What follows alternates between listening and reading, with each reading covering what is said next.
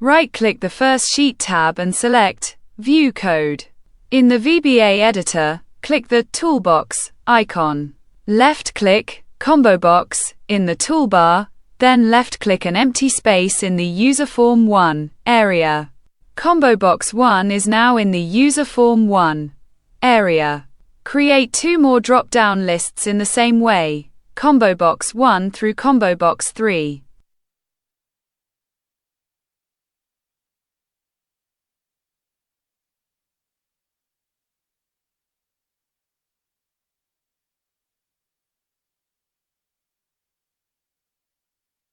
In the VBA editor, double-click the user form.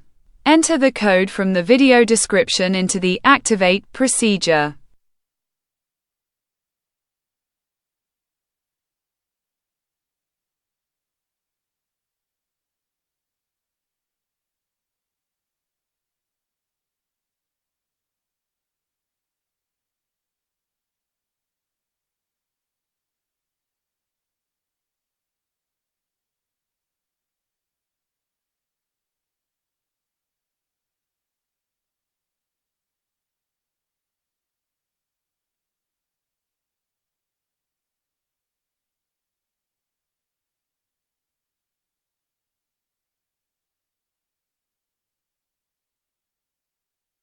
Open the worksheet and then the input mask.